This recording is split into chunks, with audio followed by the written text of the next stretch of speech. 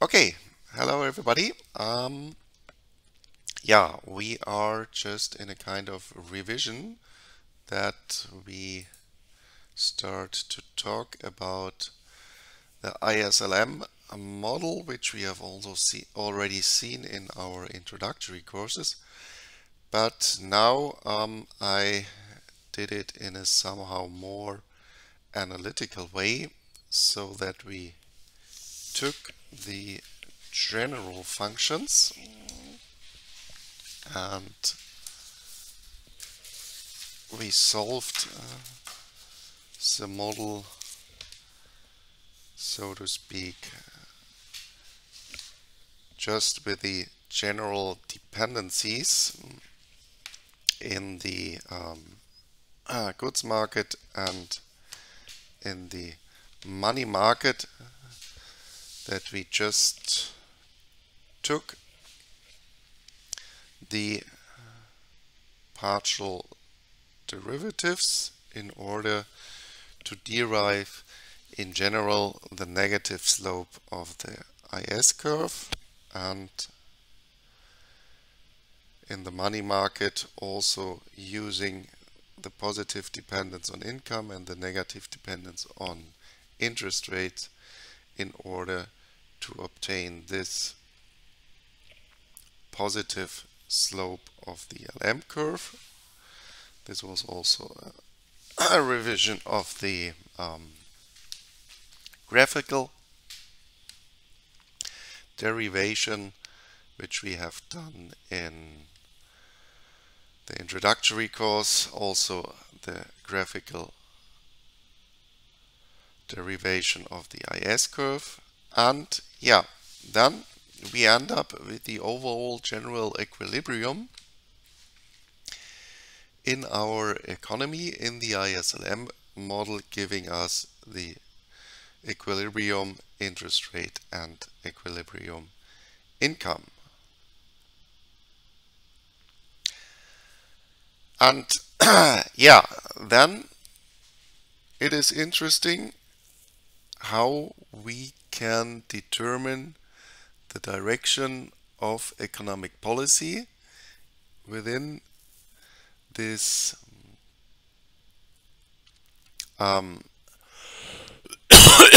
within this model.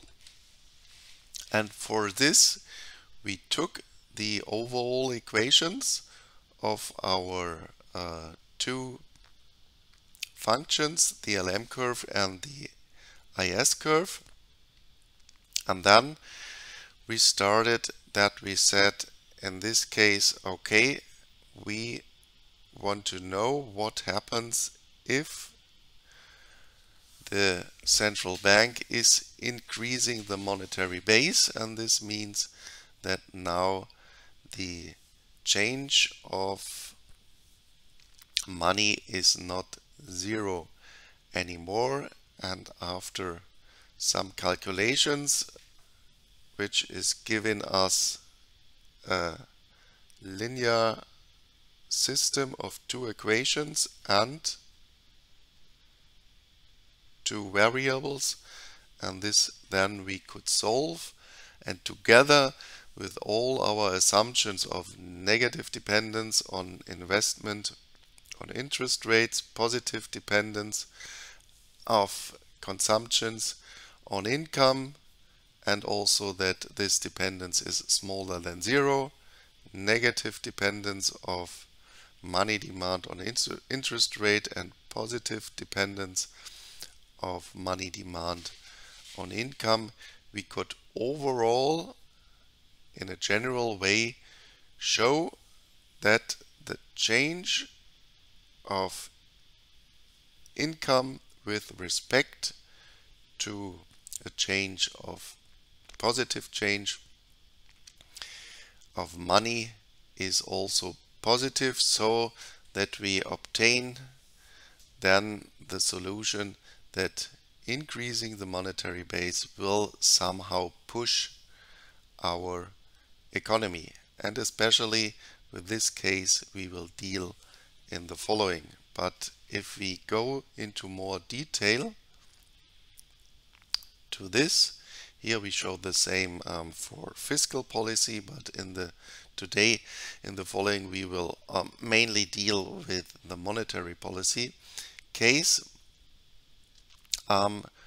We will just redo one little example where we want to directly calculate the positive effect of a 5% increase of money supply. Okay, and this we want to do together. And hopefully you can help me a little bit. So,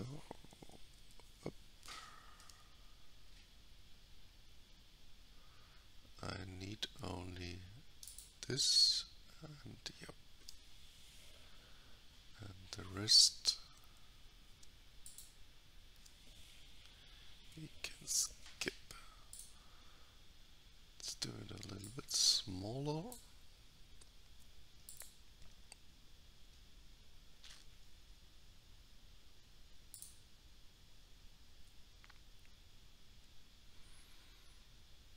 I think this will be enough.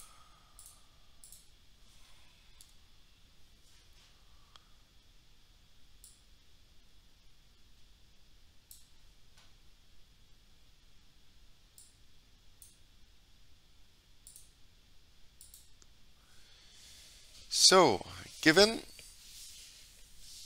the equations for the commodity market,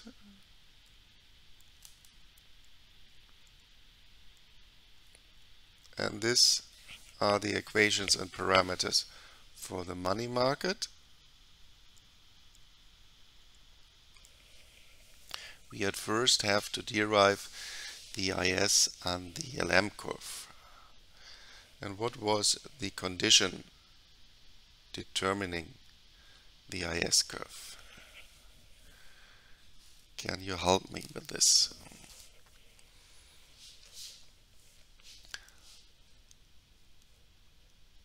At the commodity market, what has to be the same?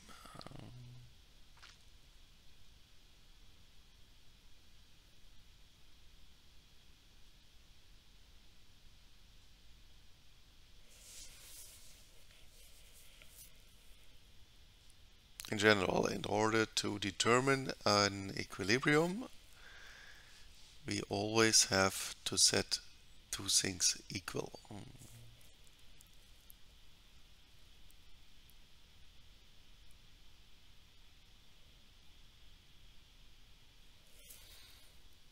Well, it's more or less always the same. Supply meets demand, and in our case we have a demand-driven economy, so total demand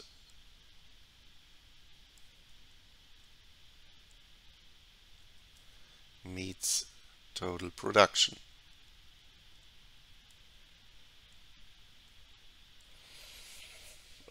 And overall production is just Y. And what is total demand?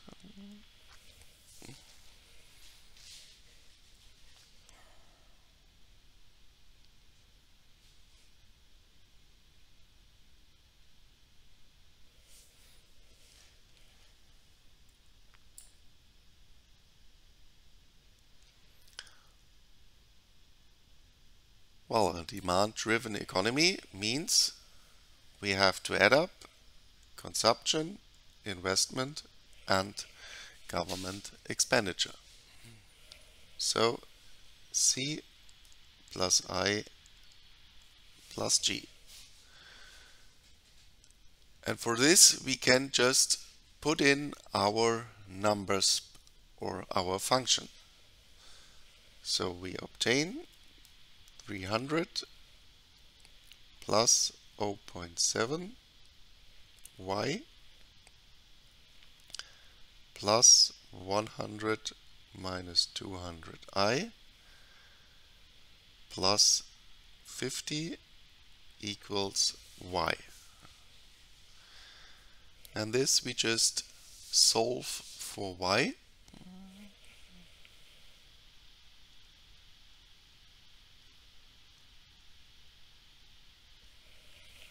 what we then have to do,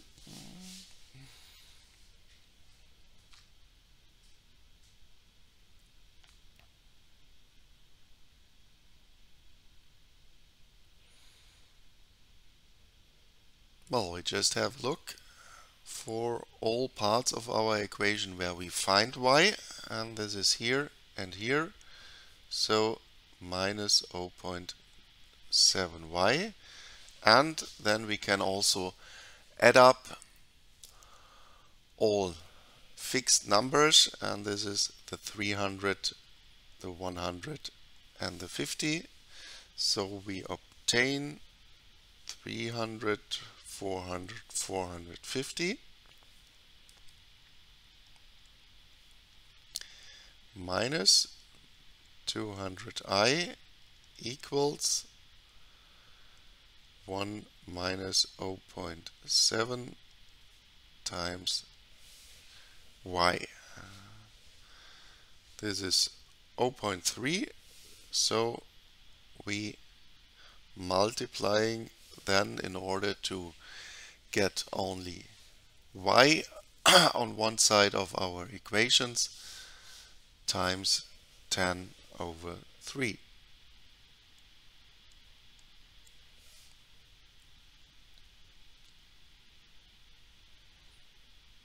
And this then means we obtain 4,500 over 3 minus 2,000 over 3 times I equals y. And this is our IS curve.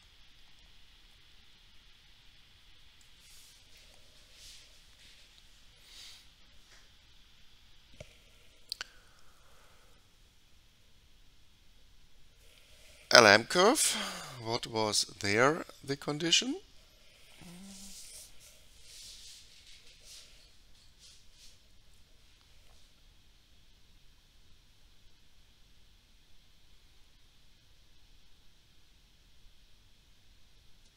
Well, just money supply equals money demand.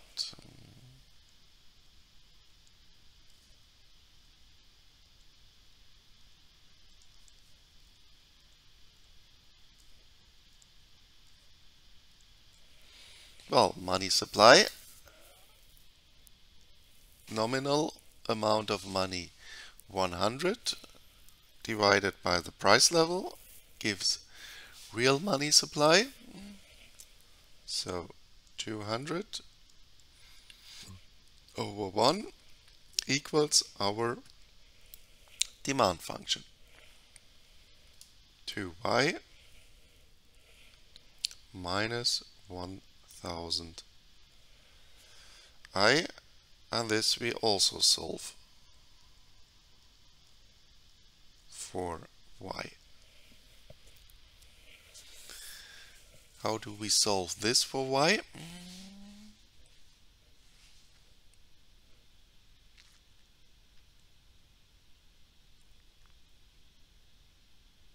Well, just putting all terms with y of one side and all terms without y on the other side. And this, in this case, is quite simple because we only have to add 1000 and I.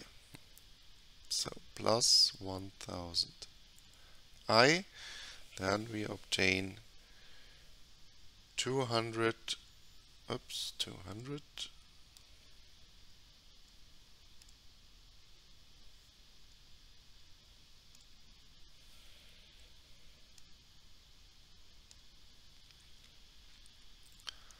plus 1000 I equals 2y, and in order to have only y on the right hand side, we are dividing both sides of the equation by 2. And then we end up with 100 plus 500i equals y, and this is our LM curve.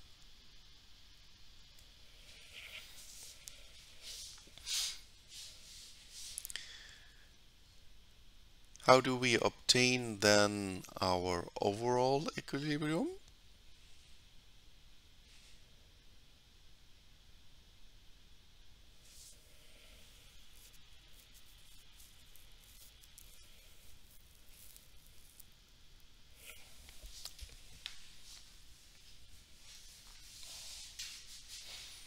Well, for this, we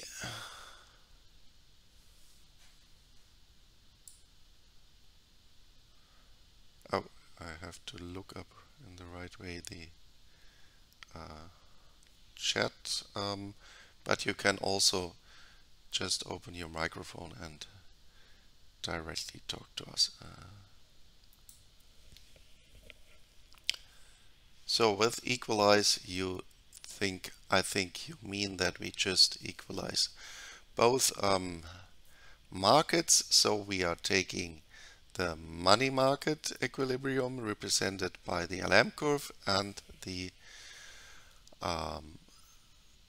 commodity market equilibrium by the IS curve. So to speak, we are doing IS equals LM in quotation marks. So we obtain 100 plus 500i equals 4500 over 3 minus 2000 over 3 minus times I, and in order to get rid of just of the 3, I'm multiplying by 3, and then we have 300 plus 1500i equals 4500 minus 2000i, and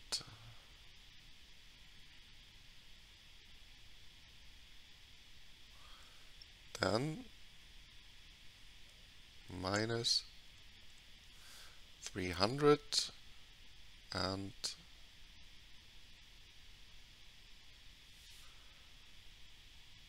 plus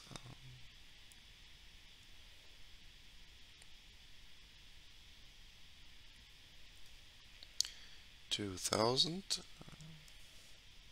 Hopefully I'm still right.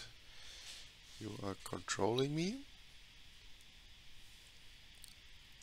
I means then 3500 I equals 4200. Then we can get rid of the zeros, and fortunately both sides are possible to divide by 7, and so we obtain here 5 and here 6, and then I star equals 5 over, other way around, 6 over 5.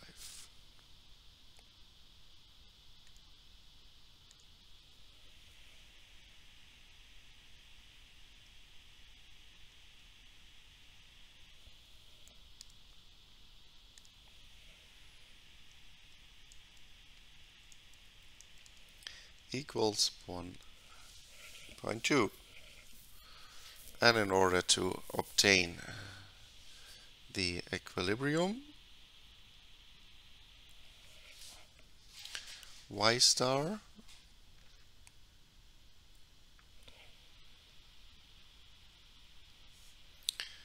what can we do?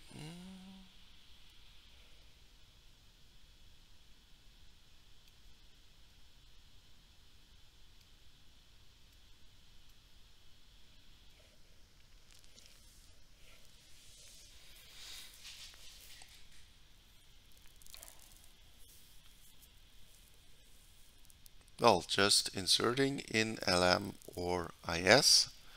Let's insert it, since it is a bit easier to calculate, into the LM curve. So we obtain 100 plus 500 times 6 over 5 equals 600, 700.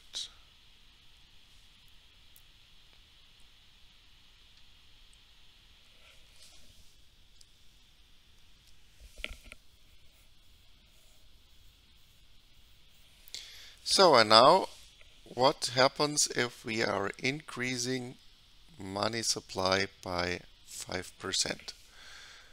Let's do this in green.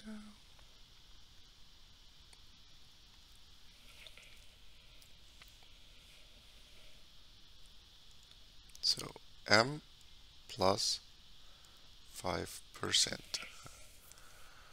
What does this mean?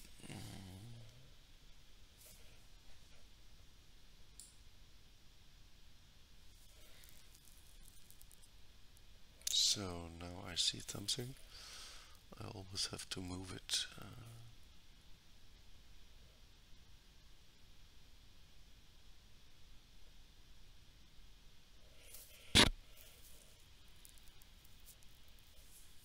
5% of 200 are,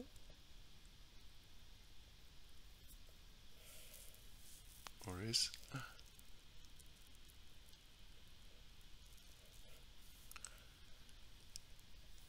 10. Yes, great. So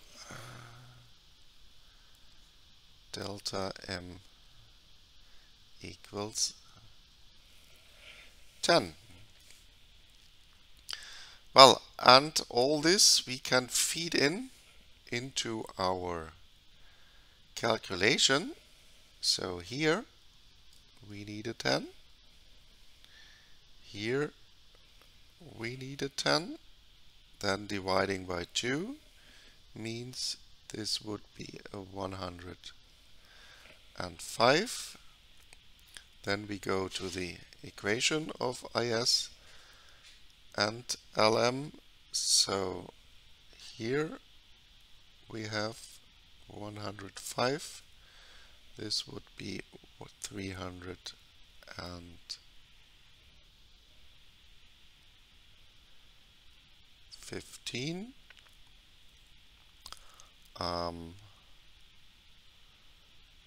Then 4,185, I think. 4,185.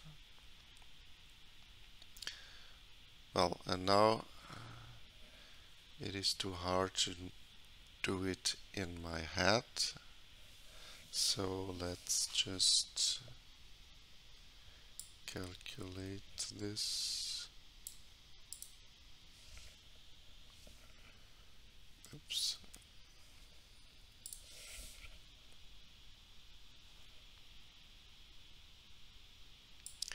Via Excel.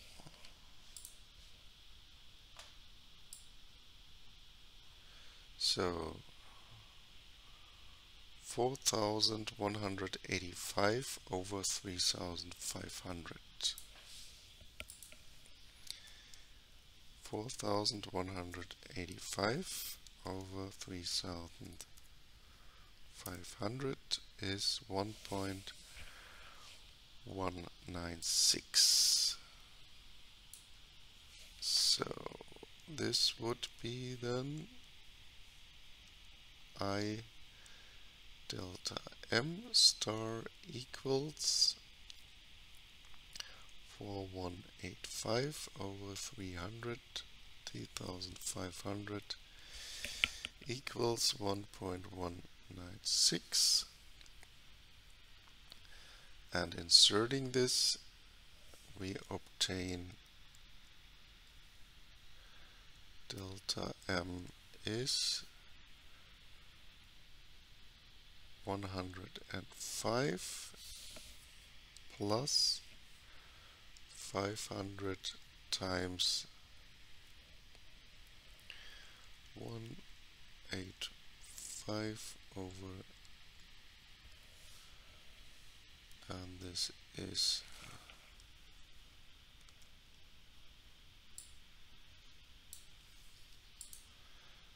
so we had 500 and 105 equals this times this, and in the end we obtain y equals 105 plus this one, and this is our new y star. So 702.86. 702.86. This would be our final result, and let's also have a look at it in a graphical representation.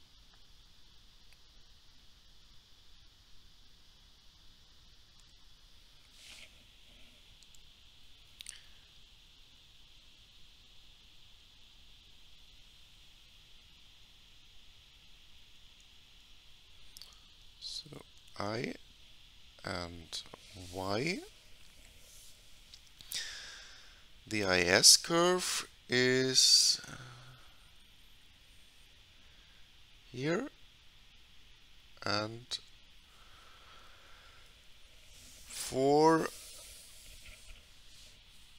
I equals 0, we obtain a y of 4500 over 3, and this is then 1500. Yes, so 1500. Taking the other way around, putting y to 0, this means that 4500 equals 2000 I. So we have to divide 45 by 20, and this is 2.25, I think.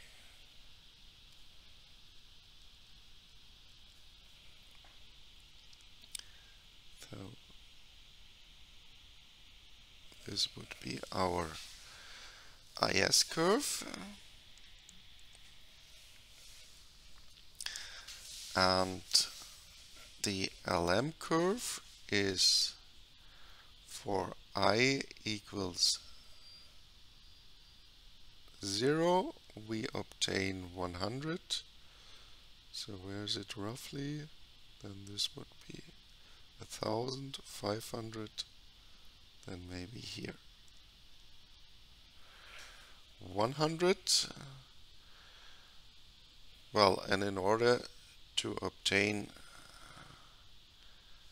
the right curve, let's see at our first overall equilibrium. This was at 700 and 1.2. So if this is 500 and this 1000, then we are roughly here. 700 and well, I'm quite good, I think.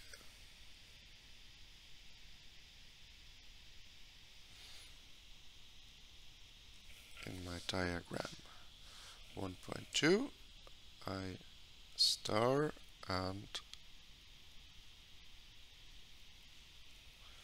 this would be our LM curve.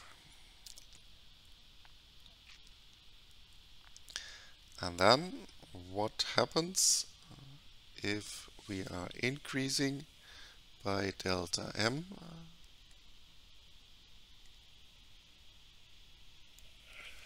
What happens within our diagram?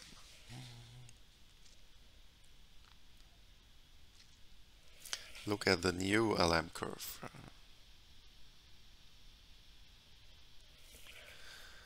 What does this graphically mean when we are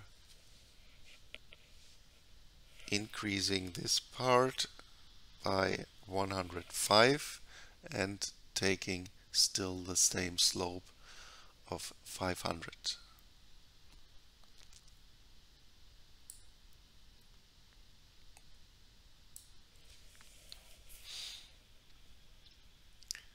What we then have to do with our LM curve?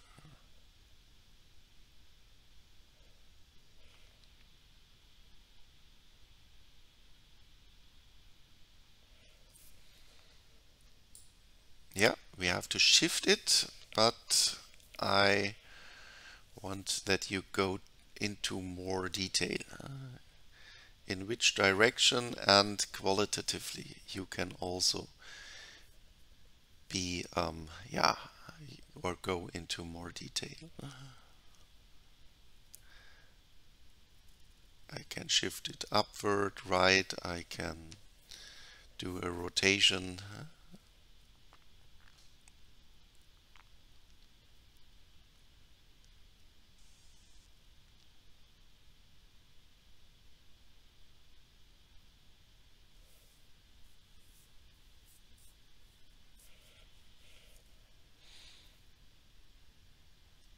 Well, what we have only changed is this 100 to 105. Well, and then this just means now for interest rates being 0, we have to start here at 105. The slope is the same, so we obtain a parallel shift. And this would be then our LM star. And well, within my diagram I shifted it now a bit too much on the right, but otherwise we won't see anything. So this would be then our 702.86, and we obtained this little down of 1.196. Okay, so and at this point we more or less stopped in the introductory course, and now we want to go into more detail how monetary policy is feeding through our economy. And for this we can say, okay, we have more or less a direct interest rate effect, because what? Doing monetary policy means we have a parallel shift on the right of the LM curve, and this lowers interest rates. And what does it mean if we are lowering interest rates? Well, lowering interest rates means just that now credits are not that expensive as before. So this means credits become cheaper, interest rates are down, and this we call the capital cost effect. Capital overall becomes cheaper, and therefore we start to increase our investments.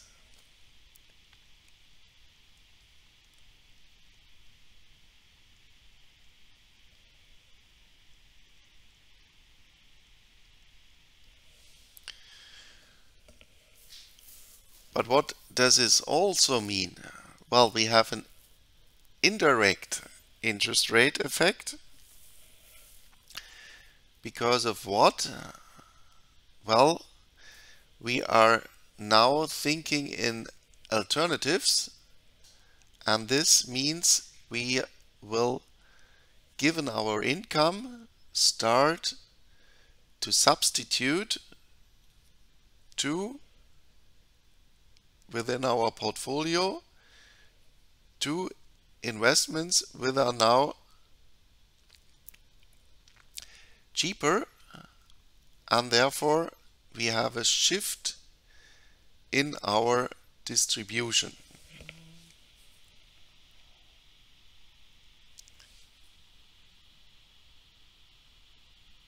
So substituting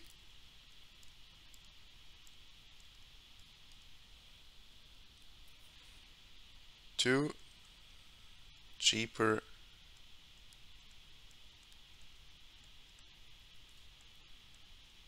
investments, and we have also an income and wealth effect. Because why? When we are decreasing interest rates, this at the capital markets and financial markets will in general have the effect that now our stock market prices will go up. So everybody who has already invested into stocks will become wealthier.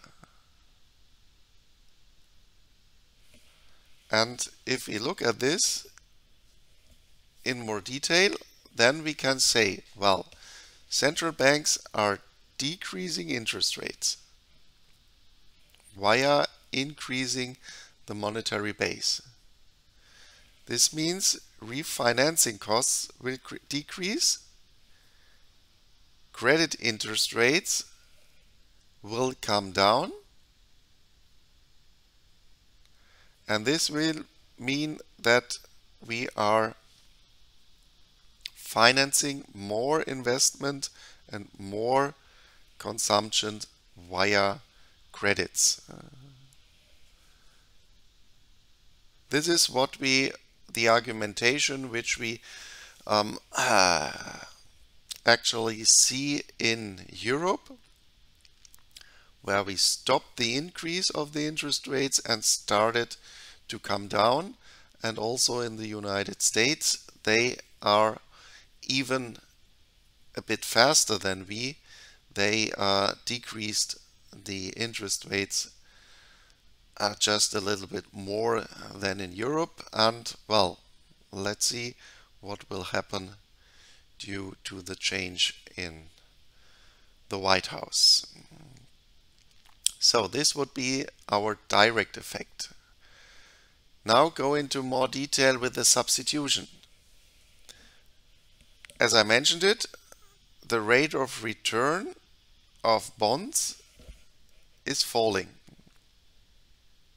And if this is falling, then on the other hand, the stock market prices are increasing.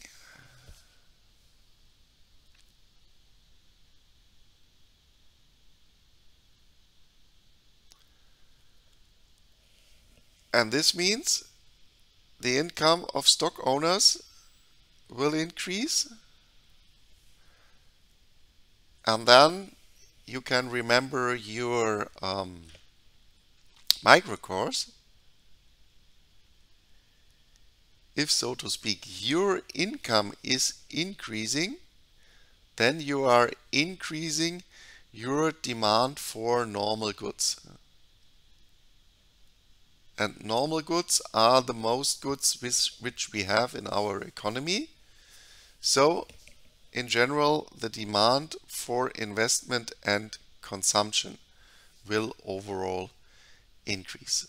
And this, in the end, again, means that we are increasing production.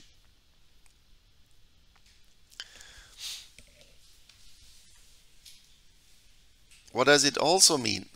Well, if we are decreasing interest rates, then of course the creditors will obtain less money for giving their money away. So this will be then a redistribution between creditors and debtors. And so obtaining much easier a credit, this means that within our economy, the debtors will become relatively richer compared to the creditors. And then you go into the income distribution in our society. Well, which people in general do need credits? This will be in general the poorer people within our society. Because why? Well, they have not that much money, and therefore, if they want to buy something for which they do not have the money, they ask for a credit. But then again, empirically, we know that poorer people relatively consume more than rich people. Think of a poorer guy, let's say around 2,000 euros per month. This guy will consume a much larger part of his income compared to a rich person. But the number of poor people is much larger than the number of rich people in the economy. Well, and this then means if we add all this up, that the sum of the increase of the demand of the poor will in general outperform the decrease of the demand of the rich, because of course the rich will be relatively poorer via a decrease of interest rates. And because of this asymmetry, the poor people demand more, the rich people less, but the poor people are much more people in our society, so the overall effect will be then in general positive. Again, higher demand, higher production. And the last one, the wealth effect. There we have to assume really a substantial interest rate decrease. Well, if we're not thinking of, let's say, 25 or 50 basis points, let's say we are coming from a very high interest rate level, let's say 6%, and now we decrease to half of it to 3%. Well, then of course the possibility that I'm not able to repay my credit will substantially go down.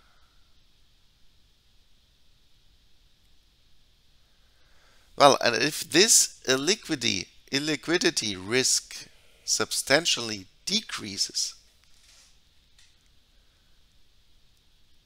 then of course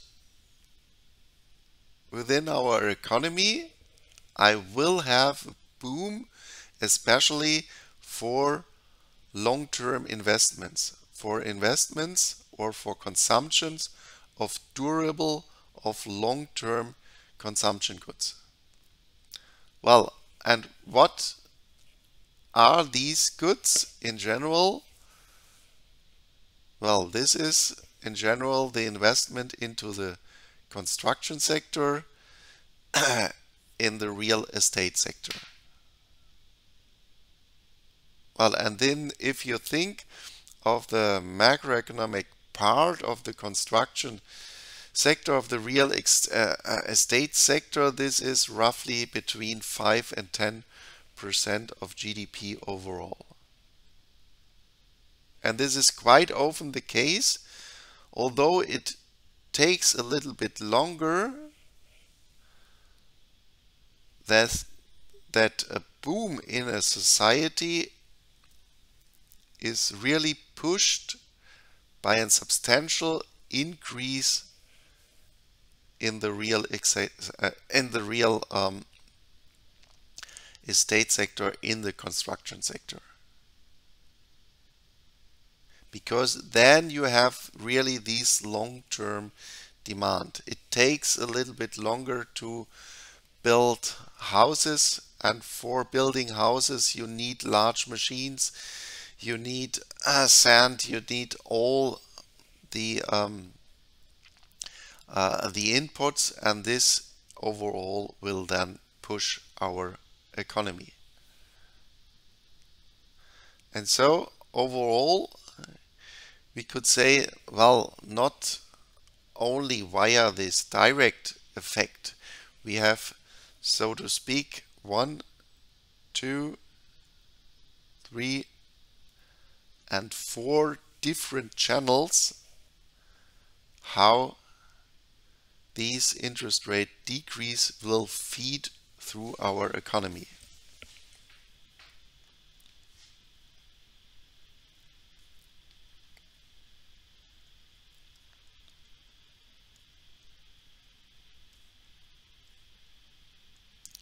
We have 4 channels how an interest rate decrease feeds through the economy.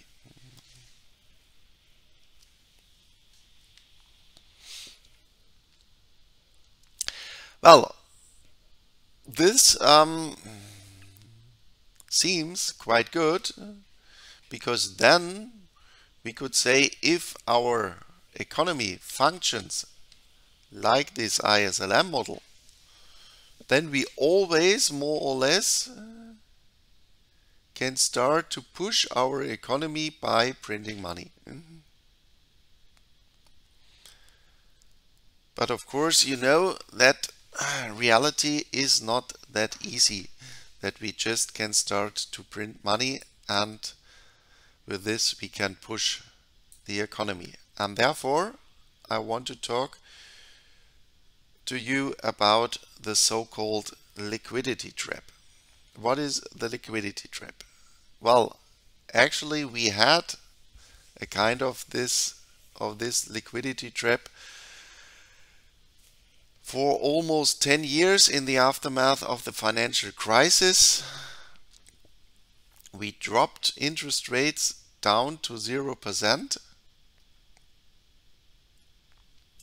and until Corona there was almost no possibility to really push still the economy via monetary policy.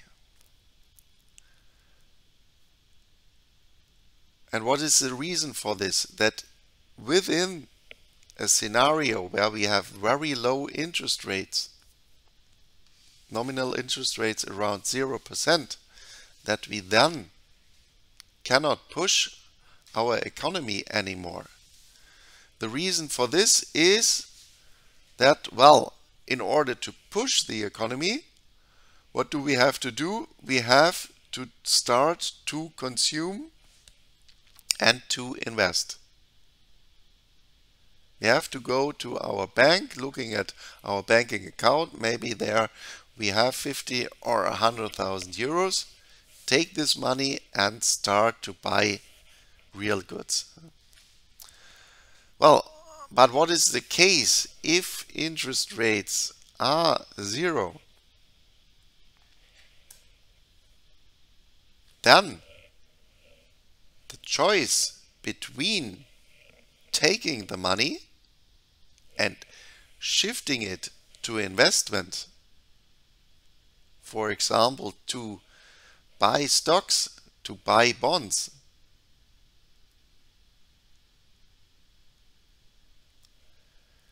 the opportunity costs for just holding these money are very low, because you can think of money as an investment with interest rate of 0%.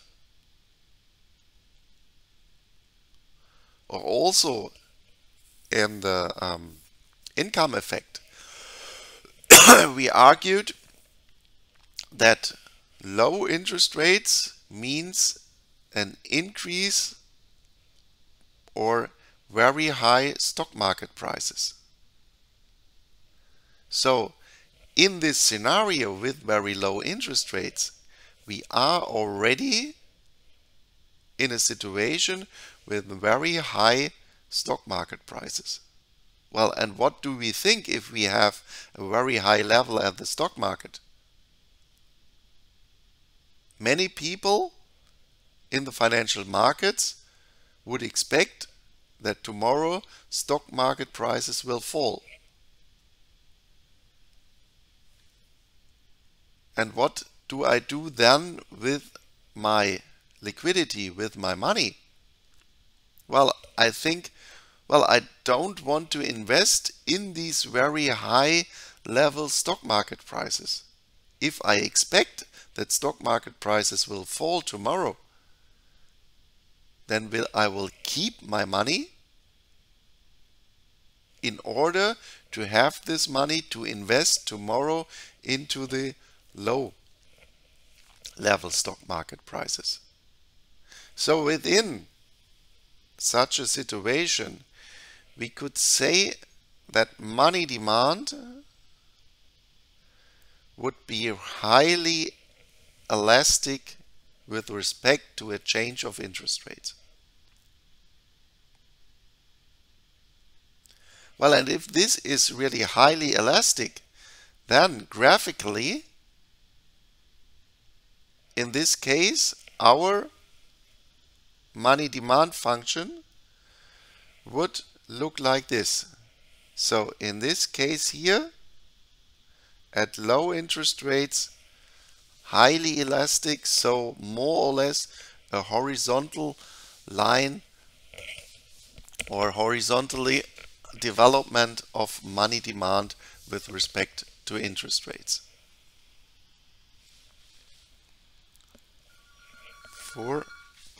Sorry.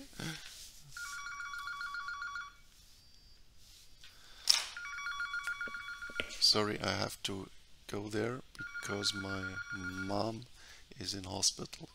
I just stopped.